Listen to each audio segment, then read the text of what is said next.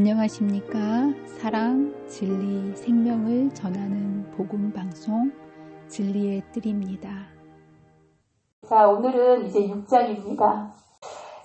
우리가 이제 지난 시간 계속해서 하나님을 갈망했던 여러분 입술로는 이스라엘 백성들이 얼마나 수천 년 동안 메시아를 기다렸던 민족들입니까? 그런데 메시아를 가슴에 안고서도 메시아를 알아보지 못하는 이스라엘 백성들을 보면서 참 안타깝다라는 그런 생각. 그러나 그러한 똑같은 일들이 역사가 반복되면서 우리의 삶 속에서도 우리가 이 예수님을, 여러분들 이스라엘 백성들이 예수님을 만나야 했던 것처럼 저와 여러분도 이 시대를 살아가면서 예수님을 만나야 하겠습니까? 네, 맞습니다. 네. 그러함에도 불구하고 내 곁에 오시는 그 예수님을 이제 만나는 그 사람들이 극소수라는 겁니다. 네, 극소수. 네, 그렇다면 이제 오늘의 말씀을 통해서 그 멀리에서 수천 킬로, 여러분들 이스라엘 백성들은 홈그라운드에서도요 예수님을 알아보지 못했어요. 그렇죠? 그런데 정말 멀리서도 그 예수님을 희미한 빛밖에 없었지만 그 예수님을 과연 어떻게 이 동방박사들은 예수님을 만나러 왔고 그 예수님을 만날 수 있었는지, 저와 여러분이 오늘 말씀을 통해서 사람이 어떻게 우리의 간절한 소망이신 예수님을 만나게 되는지 이 과정을 여러분의 마음속에 새겨가시고 그런 갈망을 가지고 여러분의 삶 속에서도 꼭 예수님을 만나시는 저와 여러분이 되시기를 바랍니다. 이 동방박사들은요 어떤 사람들이냐면 동방에서 온 사람들입니다. 그러니까 여러분들 이스라엘 나라를 중심으로 해서 이 동방박사들은 어디에서 왔다는 얘기입니까? 동쪽에서 왔다는 얘기입니다. 그래서 이 동쪽에 있는 중요한 나라가 바벨론이라는 나라가 있고요. 그리고 이 티그리스강 더 동쪽에 페르시아라는 나라가 있는데 둘 중에 하나인데 많은 사람들이 페르시아에서 온 철학자들이었다. 이제 그렇게 많이 알고 있습니다. 페르시아가 이 천문학이 굉장히 발달되고 그런 곳이기 때문에 이쪽 바벨론이나 페르시아에서 이 동쪽에서 오랫동안 이제 그 예수님을 찾으러 온 사람들이었고요. 여기 보면 시대의 소망에는 이 사람들을 이렇게 얘기합니다. 동방에서 온 사람들은 철학자들이었다. 그들은 명문 출생으로 그 나라에서 재물과 지식이 있는 사람들로 구성된 유력한 계급에 속한 사람들이었다. 여기 보면 지적으로, 물리적으로, 사회적으로 하나도 빠지지 않는 사람들이었음에도 불구하고 보통 이 정도 되면 사람들이 별로 갈망하는 게 없지 않겠습니까? 근데 이들은 이러함에도 불구하고 이들의 마음속에 무엇이 있었냐면 진리에 대한 갈망이 있었다는 거예요. 사람들은 살아가면서 뭔가를 추구하고 살아갑니다.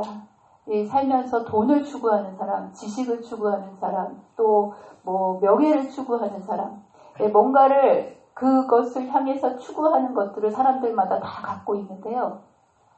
여러분은 무엇을 추구하고 살아가십니까?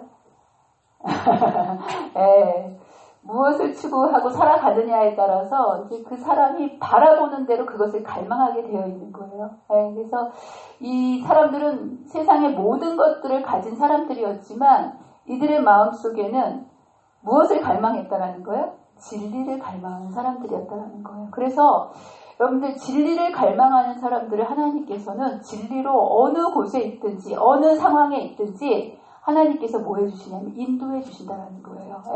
정말 그 이스라엘이 그 하나님의 그 모든 진리의 중심지 아니었습니까? 근데 이 곳에 사는 사람들도 알지 못하는 엄청난 빛 가운데서 살고 있는 사람들도 제대로 알지 못한 이러한 메시아의 탄생 소식을 수천 킬로미터 떨어져 있었던 이들에게 뭐냐면 그들의 마음속에 뭐가 있었기 때문에 진리를 향한 간절한 갈망이 있었기 때문에 그들이 이제 하나님께서 인도해 주시는 모습을 보게 됩니다. 그래서 여기 보면 하나님의 빛은 항상 이 교회의 흑암 속에서 비치고 있다. 그래서 여러분들이 진리 교회라고 자부심을 가질 필요가 없어요. 이 진리는요 원하는 자들에게 하나님께서 비춰주신다는 거. 그래서 이 박사들이 별이 총총한 하늘을 연구하고, 그죠?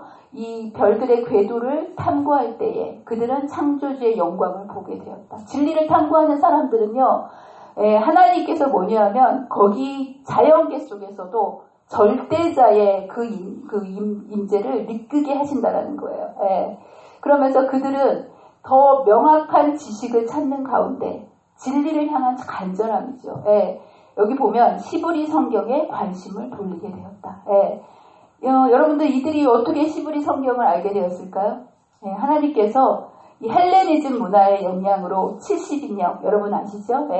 이 정말 모든 사람들이 진리를 알 수 있도록 이방에서 뭐를 번역을 해놓은 거예요? 성경을 히브리어로 해서 그 당시에 모든 사람이 사용했던 헬라어로 번역하게 되고 진리를 추구하는 사람들에게 하나님께서 진리에 비친 성경을 보내주시는 모습을 보게 됩니다. 그래서 그들이 유대인들조차도 제대로 깨닫지 못했던 메시아에 대한 예언들을 이들은 깨닫는 모습을 보게 됩니다. 그러면서 예수님이 오셨을 때조차도 유대 지도자들과 백성들은 깨닫지 못하고 있었는데 여기 보세요.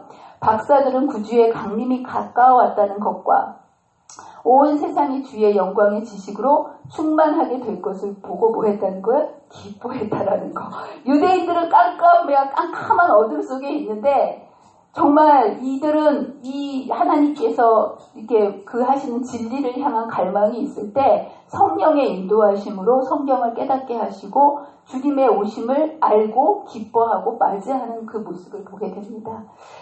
그러면서 이제 이들이 어떻게 예수님께로 인도되냐면 이들이 그렇게 진리를 향한 갈급함을 가지고 있었을 때 갑자기 어느 날 하늘을 보니까 뭐가 딱 나타난 거예요? 한 별이 나타난 거예요. 이들은 별을 연구하는 천문학자들이었기 때문에 별을 보면서 여러분 별이 항상 별자리가 봄, 여름, 가을, 겨울 있어야 될 자리에 있는 거 아시죠? 그래서 별을 아는 사람들은 그 항상 있는 별의 위치를 알고 있는데 한 번도 보지 못한 뭐를 본 거예요? 별을 본 거예요. 근데 그 별이 성경은 뭐라 그랬다고 얘기합니까? 베들레헴 언덕을 가득 태웠던, 그쵸? 누가 봤던? 목자들을, 그쵸? 했던 그 별을 보고, 저 빛난 그것을 보면서, 저거는 항성도 아니고 유성도 아닌데 도대체 뭘까? 그랬다는 거예요. 근데 여기 그 별은 뭐라고요? 멀리서 빛을 발하는 천사들의 무리였는데 그것을 알지 못하였다. 그래서 이들은 이 진리를 연구하는 사람들이었기 때문에 이렇게 이상한 이 현상을 보았을 때 이것이 도대체 무엇일까? 이것이 무엇을 의미하는 것일까? 보면 말씀으로 돌아가서 연구하는 모습을 보게 됩니다. 그래서 여기 보면 뭐라고 되어 있습니까? 그들은 고대의 두루마리를 살펴보면서 발람의 예언을 통해서 한 별이 야곱에서 나오며 한 홀이 이스라엘에게서 나온다라는 이 민수기의 말씀을 딱 붙잡고 이제 메시아가 탄생했구나라는 깨닫는 모습을 보게 됩니다. 보세요. 박사들은 하늘에서 주신 진리의 빛을 환영하였으므로 여기 뭐라고 되어 있습니까? 이제 그 빛은 더욱 광명한 빛줄기로 그들에게 비추었다. 여러분 정말 가느다란 빛을 받아들이고 순종하는 자들에게 점점점 하나님께서 어디로 인도하십니까? 광명한 빛, 진리의 빛으로 인도하시는 모습을 보게 됩니다. 그래서 여러분들에게 하나님께서 비춰주시는 빛의 양이 문제가 되는 것이 아니고요. 가느다란 빛이라 할지라도 그것을 뭐 할 때? 순종할 때 하나님께서는 더 큰 빛으로 하나님의 백성들을 인도해 가신다라는 거. 그래서 여기 보면 더욱 광명한 빛줄기로 이제 그들을 비추는 모습을 보게 됩니다. 자, 그러면서 이제 그들이 이게 정말 보통 빛은 아니었구나 이런 것이 있을 때 꿈의 지시를 받습니다. 여러분들 이들이 그 별을 보았을 때 무작정 떠났을 사람들은 아니었어요. 그렇죠? 그렇게 무모한 사람들은 아니었는데 여기에 보면 그들은 꿈을 통하여 새로 탄생하신 왕을 찾으러 가라는 지시를 받았다라고 되어 있습니다. 이들이 그냥 그 별을 보고 이상해서 따라 나온 것이 아니고요. 마음속에 그 진리를 향한 마음이 있었을 때 꿈에서 그들에게 그 별을 따라 가라는 지시를 받는 모습을 보게 됩니다. 제가 이 대목을 보면서 가슴을 쳤습니다. 여러분들, 하나님께서 말라기 이후로 이스라엘 백성들에게는 400년 동안 꿈으로도 선지자로도 말씀을 주시지 않으셨어요. 왜 그러셨을까요? 이스라엘 백성들이 듣고자 하지 않았기 때문에 말라기가 끝나고 여러분 마태복음이 시작되기까지 신구약 중간기 암흑기라고 하는데요. 이 기간 동안 하나님께 선지자를 보내시지 않은 기간이었습니다. 그런데 하나님께서 누구에게 나타나셔서 말씀하셨다는 거예요? 진리를 사모하는 이방인들에게 그 갈망했기 때문에 이스라엘 이 사람들에게는 나타나시지 않았던 하나님이 400년 만에 누구에게 나타나신 거예요? 이방인에게 나타나셔서 새로 탄생하신 왕을 찾아가라는 지시를 내리는 모습을 보게 됩니다. 근데 여러분들에게 나 가라 그러면 여러분들은 쉽게 가실 수 있으시겠어요? 예, 여기 보면 사실 이 가라고 하신 분 그것도 참 그렇지만 이 사람들의 갈망, 정말 얼마나 진리를 향해서 마음속에 갈망이 있었든지 아무것도 계산하거나 생각하거나 돌아보지 않고 출발하는 모습을 보게 됩니다. 근데 어떻게 갔다고 얘기하냐면 하나님의 부르심을 받고 아브라함이 믿음으로 갈 바를 알지 못하고 나아간 것처럼, 여기 보면 이 이방 사람들도 약속된 구주를 찾기 위하여 길을 나섰다라고 되어 있습니다. 그냥 여러분들은 막연히 동방 박사들이 갔나 보다라고 생각하지만 이 여행은 보통 여행이 아니었습니다. 여기서부터 여기까지 가는 길은 수천 킬로미터고 여기가 사막지대였기 때문에 가로질러 갈 수가 없어요. 지금 이렇게 지도를 그려놨지만 여기와 여기 사이는 왕복으로 치면 2개월, 3개월을 가야 될 엄청나게 긴 거리였고 이들이 이런 여러 가지 금전적으로나 체력적으로나 시간적으로 생각하였으면 떠나지 못할 그런 여행이었다라는 거예요. 그리고 여러분 이 여행이 낮에는 하는 여행이 아니라 언제 하는 여행이었을까요? 밤에만 할 수 있는 여행이에요. 여러분 제가 옛날 간호사를 할 때 제가 2년밖에 못했는데 못한 이유가 뭐냐면 나이트를 못하겠어요. 나이트를. 너무 힘들어요. 밤을 샌다는 게. 근데 여기도 맨날 매치를 해야 되는 거예요? 밤에만 움직여야 돼요. 체력 소모가 낮에 하는 거하고는 이게 비교가 안 될 정도로 밤을 새운다는 게 사람을 굉장히 힘들게 합니다. 그리고 여기 보면 이게 굉장히 위험한 여행이기 때문에 일사병의 위험과 맹수들 그리고 도둑제들이 곳곳에 이렇게 숨어 있는 여행이기 때문에 굉장히 위험한 이제 여행이었고요. 여러분들 그냥 하루 이틀의 여행, 여러분 여행을 한 며칠 정도 다니면 여행이 즐겁던가요? 일주일, 저는 딱 3일 지나면 집에 가고 싶더라고요. 아무리 좋은 여행도 3일 정도 밖에서 자면 그냥 다 때려치고 집에 가고 싶어요. 근데 이들은요, 여행이 길이도 모르고요, 얼마큼 가야 될지에 대한 그것도 몰랐고요, 어디로 가야 될지도 모르는 장소와 시간에 대해서 막연하게 가야 했던 여행입니다. 여러분에게 그런 여행을 가라 그러면 기쁨으로 가실 분 계세요? 여러분은 막 스케줄이 다 짜여 있고, 그쵸? 호텔 다 정해져 있고, 모든 것들이 다 돼 있어도 3일만 지나면 집을 떠나는 고생이라고 하지 않습니까? 그런 상황 속이었는데도 불구하고 이들은 뭐냐 하면 이 피곤한 여행을 기쁨으로 여행을 할 수 있었다는 겁니다. 여러분들이 이들이 이 힘든 여정을 그냥 하루 이틀도 아니고 적어도 한 2달에서 3달 정도 왕복 걸리는 이 여행을 이들이 이렇게 기쁨으로 갈 수 있었던 이유는 무엇일까요? 비결이 뭘까요? 이들이 도대체 이 여행은 즐거운 여행일 수가 없는 거예요. 여러분 생각을 해보세요. 그렇죠? 숙박 시설도 없고요. 그냥 가는 곳 아무 데서나 잠을 노숙에서 자야 됐고, 음식도 제대로 먹을 수가 없었고, 여러분 낙타를 타고 계속 이동한다는 게 보통 힘들고 아픈 게 아니에요. 그럼에도 불구하고 이들이 중간에 돌아갔다는 얘기가 없고 끝까지 가서 예수님을 만났다라고 되어 있거든요. 어떻게 이 길고 지루하고 힘든 여행을 이들이 포기하지 않고 끝까지 갈 수 있었을까요? 여러분들 하늘까지 가는 길도 여러분 굉장히 길고 지루한 여행입니다. 정말 저희도 재림을 기다린다라고 하지만 중간에 많은 분들이 재림의 소망을 잃어버리고, 그렇죠? 이렇게 세상으로 가는 분들이 많이 있는데, 이 똑같이 우리가 포기하지 않고 하늘까지 갈 수 있는 것처럼 이들이 포기하지 않고 갈 수 있었던 이유를 여기에 이렇게 이야기하고 있습니다.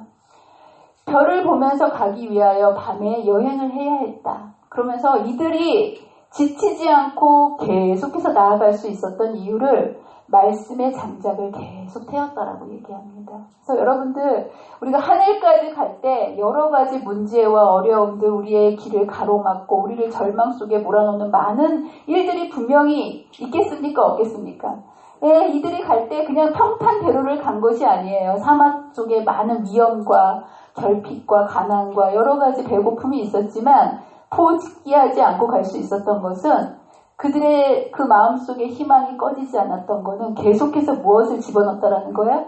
말씀의 장작을 집어넣었다라는 거. 그래서 여기 보면 그들이 찾으려 하는 분에 대한 전설과 예언들을 암송하면서 그들은 시간을 보냈다. 쉬기 위하여 멈출 때마다 그들은 예언을 살펴보았으며 가면 갈수록 뭐가 더 강해진 거예요?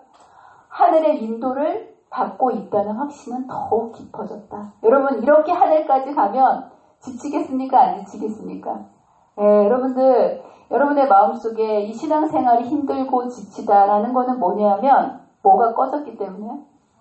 말씀의 장작이, 여러분 장작을 계속 타지 한 번 넣어놓고 그냥 타버리면 그게 꺼져버리는 거예요. 여러분의 마음속에 언젠가 불타올랐던 하나님의 하늘에 대한 소망들이 지금 꺼져 있다면 이유가 뭐냐 하면 말씀이 꺼졌기 때문에. 이들은 그 길고 긴 여행을 계속해서 쉴 때마다 뭐 했다는 거예요? 말씀을 보았다는 거예요. 여러분들이 매 순간 하늘을 갈 때마다 잊지 말아야 될 걸 뭐냐 하면 말씀을 놓치면 안 됩니다.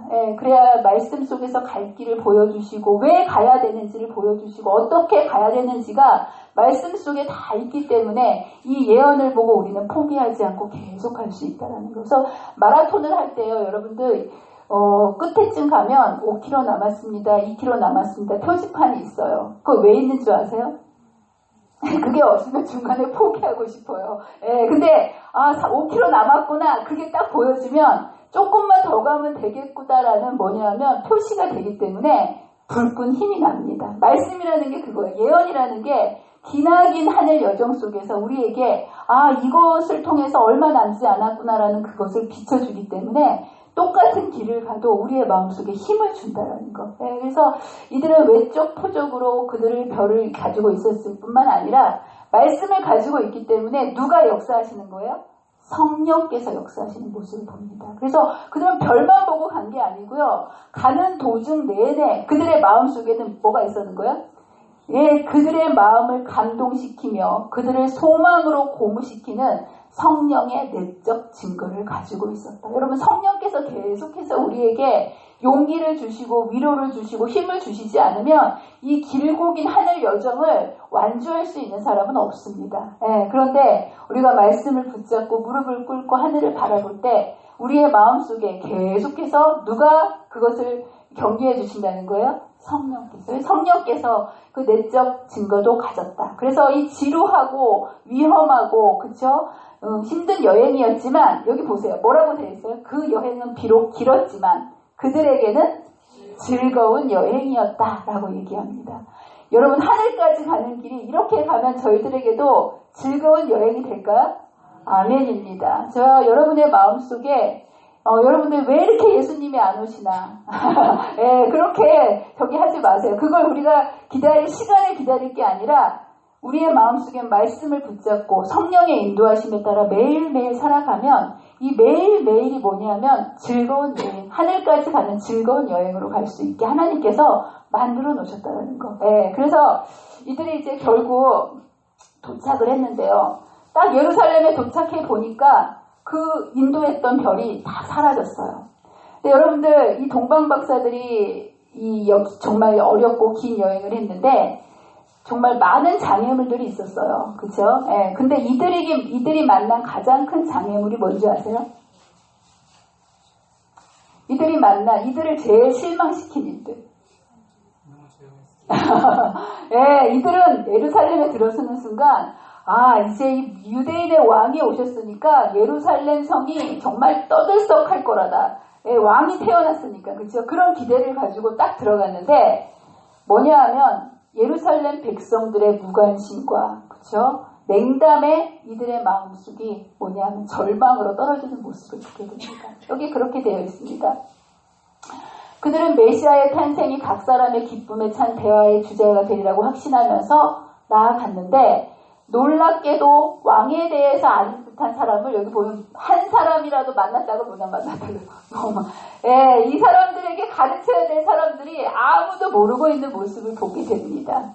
그러면서 그들의 질문은 기쁨의 말이 아닌 조롱이 섞인 논란과 공포를 불러일으켰다.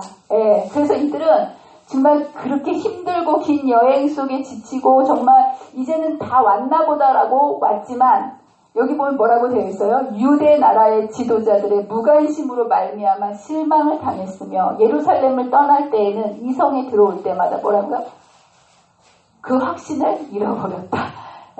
여러분, 재림을 준비하는, 초림을 준비하는 백성들이요, 제대로 준비하지 못하면 세상의 모습이 이렇게 될 수밖에 없다는 거예요.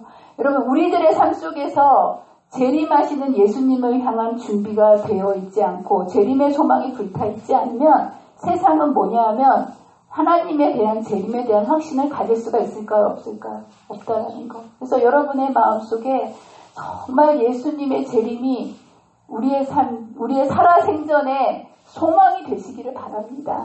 그럴 때 세상은 예수님의 재림을 뭐 할 수 있다는 거야? 기다리고 준비할 수 있다는 거. 그러나 근데 여러분들 이들이 고국으로 돌아가지 않고 견뎠습니다. 근데 여러분들 원래는 예수님이 탄생하시는 곳이 예루살렘이 아니라 어디죠? 여기가 예루살렘이면 예수님 베들레헴은 이 밑에입니다. 근데 별이 동방 박사들을 베들레헴으로 인도하지 않고 예루살렘으로 인도했을까요? 왜 잘못 인도했을까요? 별이 실수한 걸까요? 왜 잘못 인도했을까요?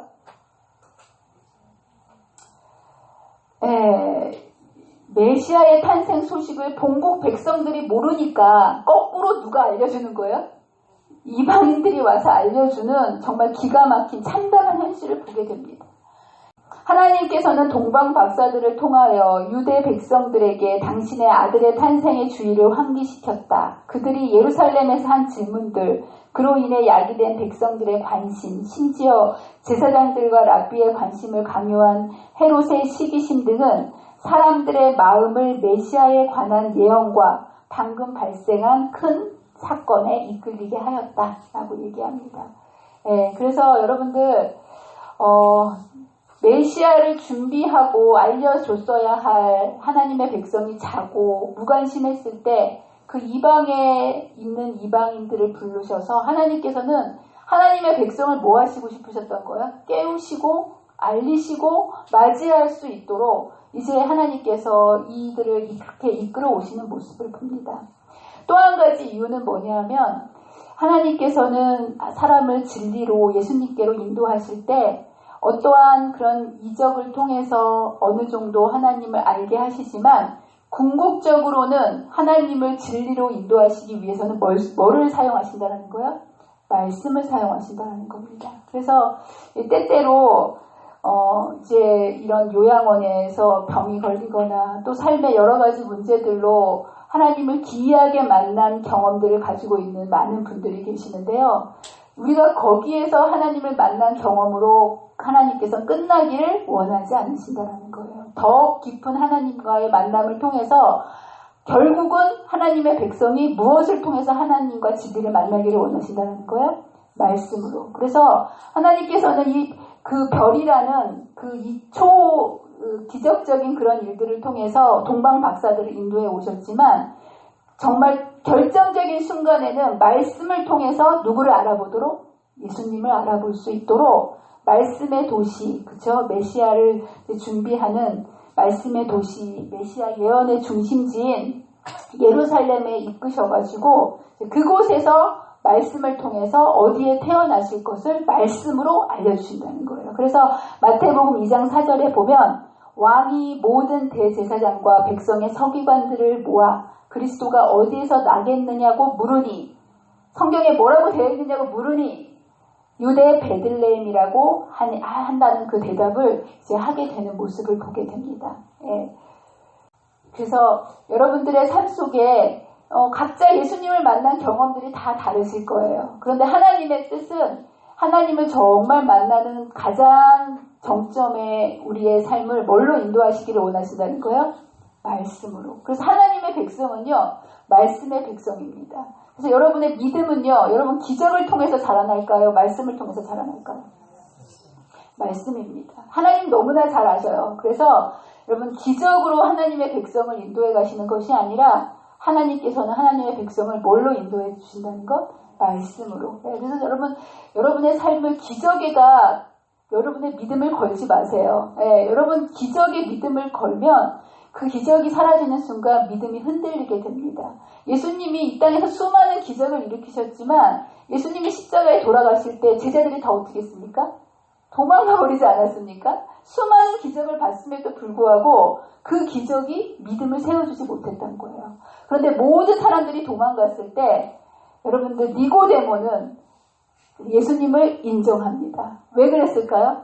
그는 계속해서 그분이 메시아인가를 3년 반 동안 계속해서 말씀을 통해서 공부하고 똑같이 예수님의 죽음 앞에서 죽음을 보고 말씀에 비춰서 이분이 누구라고 인정한 거예요? 메시아라는 것. 그래서 여러분의 신앙의 기초를 항상 어디에 둘 때 흔들리지 않겠습니까? 하나님의 말씀에 둘 때, 우리가 마지막 때 어떤 시험이 있다 할지라도 우리의 삶 속에 이렇게 우리를 흔드는 여러 가지 문제와 시험 속에서 말씀이 중심이 될 때 여러분은 흔들리지 않고 하늘까지 굳건하게 걸어갈 수 있다는 것. 네. 자, 그래서 이제 마침내 예수님을 만납니다. 이제 아침에 새벽이 들어와서 별이 사라졌는데 하루 종일 여기 물어보고 저기 물어보고 이제 나가려고 보니까 다시 그 별이 뜬 거예요. 아, 정말 이제 감사하다 생각하고 그 별을 따라서 베들레헴에 도착을 했는데 가서 보니까 여러분들 상황이 정말 실망스러운 상황이 기다리고 있었습니다. 그렇죠? 예. 사실 본국 백성들의 무관심 때문에 상처를 입었는데 별이 인도에서 딱 멈춘 곳이 어디였어요? 마구간이요, 마구간. 예. 자신들은 예수님이 어디 탄생할 거라고 기대를 하고 갔겠습니까? 왕궁에서. 예. 그래도 좀 뻔듯한 집에서 탄생할 거라고 기대를 하고 갔는데 도착해 보니까 어딘 거예요? 마구간. 예. 그리고 아이는 어디 누워있어요? 구유에 놓여있어요. 여러분 이런 모습 속에서 왕이라고 메시아라는 그 고백이 나올 수 있겠습니까? 근데 이들은 뭐라고 얘기하냐면 마태복음 2장 11절에 집에 들어가 아기와 그의 어머니 마리아가 함께 있는 것을 보고 엎드려 아기께 경배하고 뭐로 경배한 거예요? 메시아로 그 초라한 모습 속에서 그분을 알아보고 경배하는 모습을 보게 됩니다. 이들은 그 초라한 외형 속에 숨겨놓은 뭐를 인식했다라는 거예요? 신성을. 예수님이 신성처럼 생겼겠습니까? 초라한 애기였겠습니까? 정말 초라한 모습 속인데 이들은 눈에 보이는 대로 본 것이 아니고요. 뭐냐 하면 영적으로 보았다는 거예요. 그들은 진심으로 그를 구주로 믿고 그들의 예물 그리고 황금 물을 드렸다. 얼마나 훌륭한 믿음을 가지고 있었던가. 믿음의 눈으로 보았을 때 그 초라한 아기가 하늘의 왕으로 인식할 수 있었다. 아무도 인식하지 못했을 때 이들은 그분을 바라볼 수 있었다는 거. 여러분 이런 눈은 사람의 눈이 아닙니다. 사람들이 어떤 것들을 인식할 때는 오감을 통해서 인식합니다. 그렇지 않습니까? 이 마이크를 인식할 때도 이 촉감이라든가 시각, 청각 이런 걸 통해서 이걸 인식해 가는데요. 사람에게는 오감을 통해서 상황을 판단하는 능력이 있고요. 이게 조금 진화되면 뭐가 있을까요? 육감이라는 게 있습니다. 여러분 육감이 뭘까요?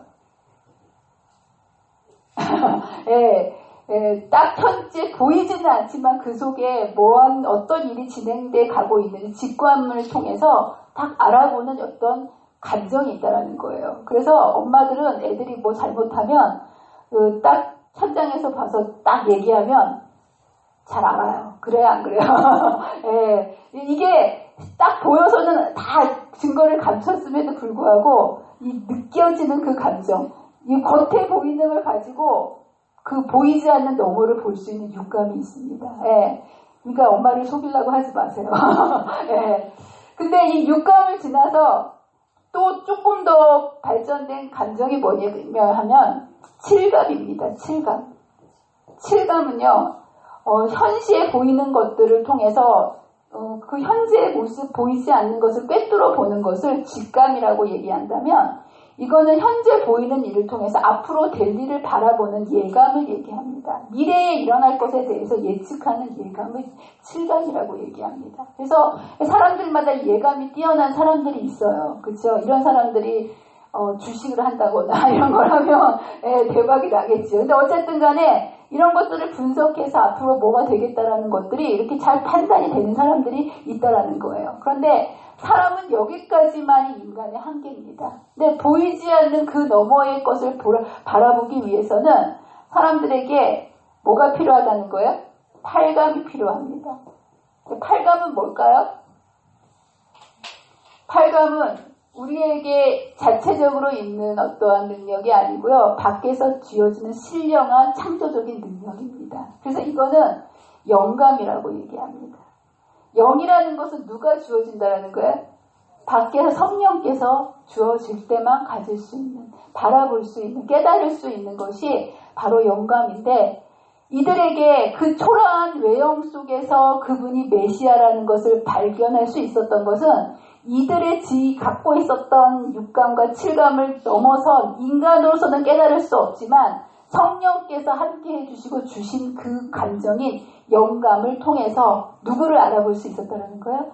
메시아를 알아볼 수 있었다는 거. 그래서 여러분들 성령 충만함이 정말 필요합니다. 예, 성령이 아니고서는 그분의 지척에 있어도 아무도 알아보지 못했다는 거. 그러나 진리를 갈망하고 그분을 알기를 원하는 자들에게 성령께서 인도해 주실 때 초라한 외모 속에서 그분을 알아보고 경배하는 모습을 보게 됩니다. 그래서 우리는 첫 번째로 그 예수님을 정말 갈망한 사람들, 정말 얼마나 거리로서도 그렇고 빛으로서도 그렇고 정보도 없었던 그들의 마음속에 단 한 가지, 뭘 가지고서 예수님을 알아봤다라는 거예요? 갈망. 정말 예수님을 만나고 싶었던 그 갈망이 성령의 인도하심에 따라서 예수님을 알아보고 만나는 모습을 보게 됩니다. 근데 여러분들 이렇게 진리를 향해서 찾아오는 사람이 있는 반면에 진리가 등장했을 때 진리에 대해서 반대하는 사람이 항상 있다는 거예요. 첫 번째 인간이 진리가 이렇게 드러날 때 인간의 반응은 첫 번째는 뭐냐면 진리를 갈망하는 동방박사와 같은 무리들이 있습니다. 그런데 똑같은 진리가 등장했을 때 그 진리를 거절하고 죽이기 위해서 하는 해롭과 같은 반응이 있다는 거예요. 여러분 정말 그렇습니까? 예, 어떠한 예수님이 우리의 삶에 들어오시려고 할 때 진리가 제시될 때 이제 많은 사람들이 자기 자아를 내려놔야 되기 때문에 이것에 대해서 거부하고 없애려고 하는 인간의 시도들이 굉장히 많다는 거예요. 헤롯이 그런 사람입니다. 그래서 여기 보면 딱 예수님께서 오셨을 때 여기 보면 강교한 에돔 사람은 혹시 자기의 경쟁자가 나타나지 않았냐는 생각으로 신경을 곤두 세웠다. 예. 여러분 진리가 우리를 구원자가 오셨는데 뭘로 인식한다는 거예요? 경쟁자, 내 자리를 빼앗길까봐 이제 안절부절하지 못하는 모습을 봅니다. 그러면서 이 사람이 하는 것이 뭐냐면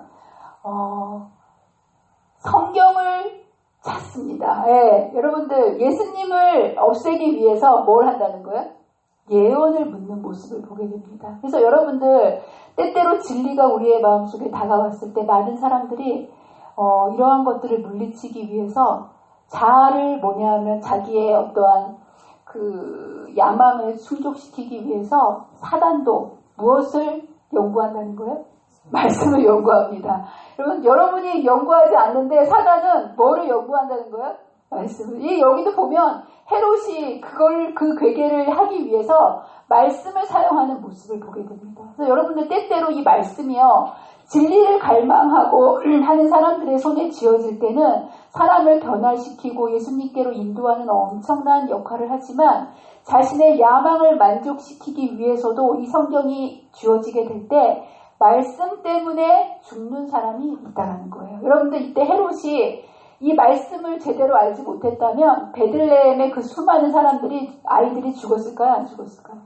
안 죽었을 거예요. 근데 말씀으로 정확하게 알았기 때문에 그 말씀을 사람을 죽이는데 말씀은요 자기를 안에 있는 죄를 없애기 위해서 도려내는데 칼로 사용해야지 남을 죽이는데 사용하게 되면 똑같은 말씀이 뭐 한다는 거예요? 사람을 넘어뜨리고 죽이는데도 사용할 수 있다는 거. 그래서 여러분 교회 안에서도 이 말씀이 칼날이 나한테로 향해야지 이 말씀이 저 사람한테로 간다라고 생각하시면 말씀을 통해서도 많은 사람이 뭐 할 수 있다는 거예요? 죽을 수 있다는 거. 그래서 여러분 이 말씀을 항상 이것을 받아들이실 때 나한테 받아들이셔야지 저 사람한테 얘기하는 거라고 얘기하시면 그것 때문에 많은 사람들이 피해를 봅니다. 그래서 여기 보면 신중에 이 공포와 여러 가지 이런 것들을 감추고 그리고 대접하면서 뭐라고 얘기합니까? 나도 베들레헴에 가서 아기에게 뭐 할 거니까? 경배할 거니까. 그죠? 말씀을 기초로 해가지고 기만합니다. 말씀을 너무 잘 알고 있어서 베들레헴에 가서 나한테도 알려달라. 그래서 여러분들 이 말씀이 잘 사용되어질 때, 우리를 이렇게 살리는 말씀이 되지만 그렇지 못할 때는 정말 위험한 결과를 낳다되는 모습을 보게 됩니다. 그래서 이제 여기 보면 참 이 말씀이 등장했을 때 사람이 그 말씀을 통해서 뭐냐면 진리를 거부하는 또 한 무리가 있고요.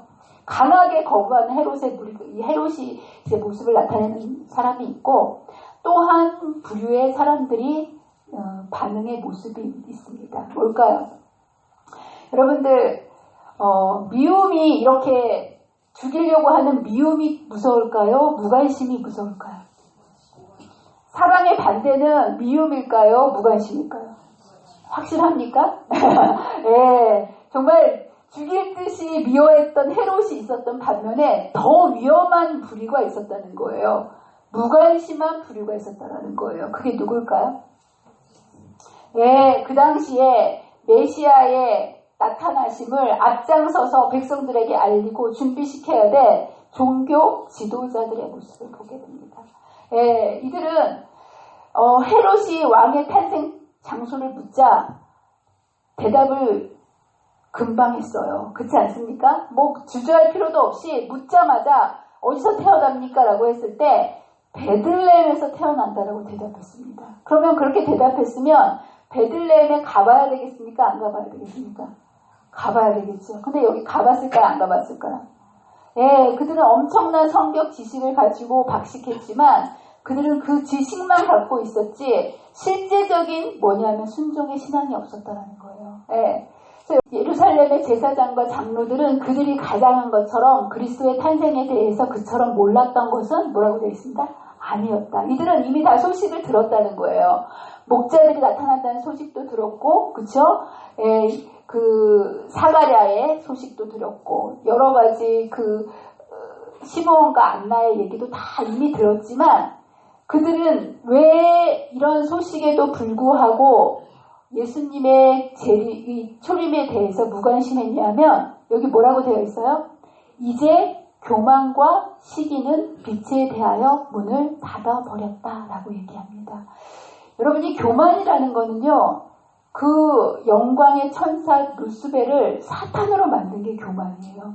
그래서 여러분들이 이 하나님의 말씀대로 하나님의 백성이 살지 않으면 자신의 생각대로 뭐냐하면 하나님의 일을 하게 되면 어떤 결과를 맞게 되냐면 메시아를 거절하고 메시아를 못 박는데 앞장서는 일을 하게 된다는 거예요.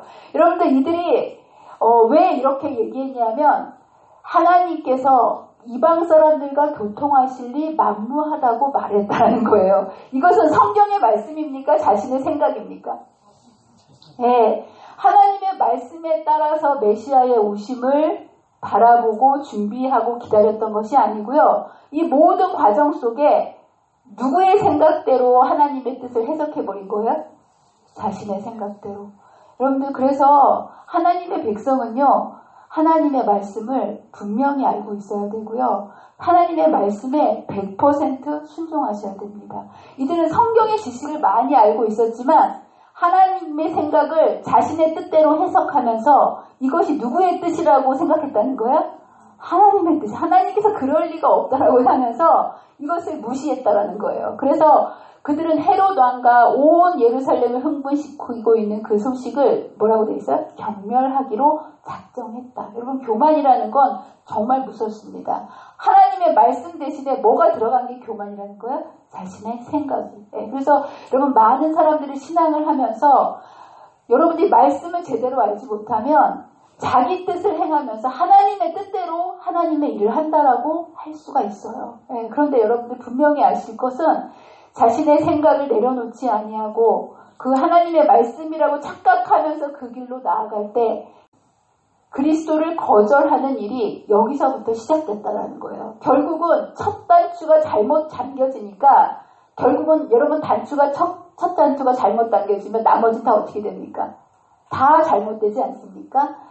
그래서 여기 보면 이때 예수님의 탄생 시부터 그들이 말씀을 벗어나고 무시하고 자신의 생각을 따랐기 때문에 예수님이 공생애 하시는 3년 반 동안의 모든 삶을 뭐냐면 반대하는 이치로 결국은 예수님을 모함하기까지 한 거예요. 십자가에 못 박히게 하는 모습을 보게 됩니다. 정말 안타까운 이야기를 밑에서 하고 있습니다. 하나님께서 이방 사람들에게 문을 여시는 동안 유대의 지도자들은 뭐라고요? 그들 자신에게 문을 닫고 있었다는 거.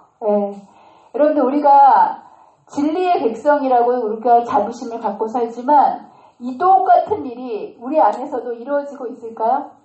그렇습니다. 우리가 우리의 삶 속에 진리로 다가오시는 예수님께 동방 박사들처럼 갈망하면서 끊임없이 빛을 향해서 나아가는 사람들이 있고요. 이것에 대해서 나하고 내 생각과 다를 때 이것을 완강하게 거부하고 왜곡시키는 이 헤롯과 같은 뭐냐면 믿음을 이렇게 생활을 하는 사람들이 있다라는 거예요. 그런데 정말 무서운 거는 뭐라는 거예요? 이 신앙에 대해서 그렇죠. 자기 생각대로 무관심하고 그 영적 교만과 시기심을 내려놓지 않았을 때 철저히 예수님의 진리의 모습으로 예수님이 오셨음에도 불구하고 무시하게 되는 그러한 모습을 우리가 보게 됩니다. 그래서 여러분들 이러한 신앙생활을 한다는 건요 다른 게 아니에요. 자신의 생각과 판단과 여러 가지 경험들을 다 내려놓고 무엇을 갈망하면서 살아가는 거예요? 말씀, 진리. 그래서 여러분들 자아가 죽고 바보가 되지 않는 한 여러분 이 동방 박사들이 바보 아닙니까? 여기 이렇게 긴 여행을 여기까지 오면 떡이 나옵니까? 밥이 나옵니까? 그리고 예수님을 한번 보고 간다라는 게 무슨 의미가 있겠습니까? 그치? 어떻게 생각하면 굉장히 무모하고 소모적이고 바보 같은 짓일 수도 있어요. 그러나 이들의 마음속에는 뭐가 있었다는 겁니까? 메시아를 주님을 만나고 싶은 갈망이 있었고 그 갈망이 이들을 이렇게 이끌어주는 모습을 보게 됩니다. 저희 지난번에 우리 둘째 아이 얘기를 했는데요. 대학을 떨어지고 났을 때 나중에 지나고 나서 마음의 평정이 된 다음에 저한테 그렇게 얘기하더라고요. 제가 많이 울었다, 힘들었다. 이제 그거 제가 애 앞에서는 그러지 않았었는데 이제 나중에 제가 그렇게 많이 울고 힘들었다는 얘기를 이렇게 얘가 듣고 저한테 이렇게 얘기했어요. 엄마 정말 그렇게 힘들었어요? 정말 힘들었어. 나는 엄마 얘기를 들으면서 우리 엄마가 왜 저렇게 힘들었을까? 나는 왜 이렇게 안 힘들었을까? 그런 생각을 하게 됐다라는 거예요. 그러면서 자기가 엄마는 그렇게 힘들었지만 당사자인 나는 왜 대학을 떨어졌는데도 왜 나는 안 힘들었을까? 그 생각을 하면서 엄마의 생각과 내 생각이 달랐구나라고 생각을 했다라는 거예요. 그러면서 엄마는 대학을 붙는 것이 하나님의 뜻인 줄 알고 그것이 대학이 떨어졌을 때 그것이 하나님의 뜻이 좌절되고 내 생각대로 안 됐을 때 슬퍼할 수밖에 없었지만 자기는 그 모든 과정을 하나님께서 인도해 주시는 과정이기 때문에 대학을 떨어졌어도 또 하나님께서 다른 길로 인도해 주실 거라는 기대가 있었기 때문에 실망하지 않았다라는 거예요. 제가 정말 망치로 머리를 얻어맞는 줄 알았어요. 그래서 그래? 그리고 제가 잊지 않는 거는 그 얘기를 하면서 밤에 교회 갔다 쭉 와서 엘리베이터 앞에서 엘리베이터 올라가려고 11층이기 때문에 딱 눌러놓고 이 아이가 눈에 눈물을 글썽글썽 하면서 저를 보면서 뭐라고 얘기하냐면 엄마 너는 소원이 있는데요. 저는 세상에서 제일 바보가 되고 싶어요. 그렇게 얘기하는 거예요. 내 생각과 판단과 나의 모든 꿈들을 다 하나님께 맡기고 하나님께서 인도해 주시는 대로만 살아가는 내 생각이 없는 내 의지가 없고 하나님께서 인도해 주시는 대로 그저 따라가는 바보가 되고 싶어요. 이렇게 얘기를 하더라고요. 네, 제가 그 얘기를 들으면서 제가 이제 신앙을 한다는 것에 대해서 다시 한번 생각해 봤습니다. 나도 바보가 돼야 되겠다. 이제까지는 제 생각이 너무 강해서 어떤 문제가 닥쳐오고 이것들이 내 생각대로 되지 않을 때 제가 많이 슬퍼하고 무너지고 힘들어했는데 그것은 하나님께서 뭐 약하시고 그러시기 때문이 아니고 내 생각이 너무 강했기 때문이구나.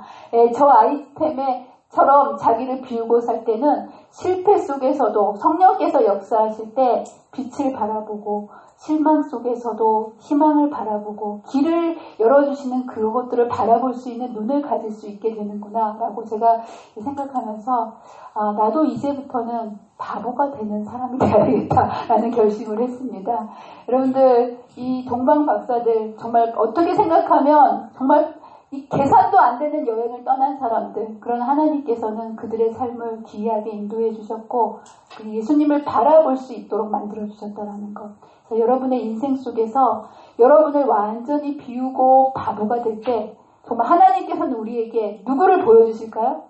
예수님의 모습을, 정말 귀하신 예수님의 모습을 우리에게 보여주시며 세상의 그것과 어떤 것과도 바꿀 수 없는 그분의 존귀한 그 아름다운 모습 속에서 우리는 이 세상 무엇과도 바꿀 수 없는 그분의 가치를 알게 된다는 것. 그래서 저와 여러분의 삶이 그런 주님을 바라볼 수 있도록 오늘도 내일도 매 순간순간마다 주님을 바라보심으로 갈망하시고 마침내 그 주님을 여러분의 마음속에 만나게 되시는 저와 여러분이 되시기를 간절히 바라면서 말씀을 마치도록 하겠습니다. 기도하겠습니다. 감사하신 하나님 아버지, 오늘 말씀을 통해서 정말 먼 거리에 작은 빛을 갖고 있었지만 주님을 만나고 싶어하는 그 간절한 소망 하나를 그 작은 신음에도 응답하셔서 굽이굽이 인도해 주시는 하나님의 인도하심을 바라보게 해주시니 감사합니다. 주님, 우리의 가슴 속에도 이러한 주님을 만나고 싶은 열망이 있도록 오늘도 주님을 바라보게 해주시고 우리가 주님을 계속하여 바라볼 때 주님의 재림의 소망이 불타오르게 해주셔서 우리의 매일의 삶이 주님의 재림의 소망으로 힘있게 하늘을 향해서 실족하지 아니하고 나아가는 믿음의 자녀가 될 수 있도록 인도하여 주시옵소서. 주님, 우리의 믿음의 불씨가 꺼질 때마다 말씀을 바라보고 말씀으로 돌아가게 하셔서 말씀을 통하여 위로하시고 인도하시는 하나님의 그 크신 은혜를 우리가 날마다 경험하며 하늘까지 가는 여행이 즐거운 여행이 될 수 있도록 주님의 굳센 손으로 저희들의 발걸음을 인도해 주시기를 사랑과 은혜가 많으신 예수님의 이름으로 간절히 기도합니다.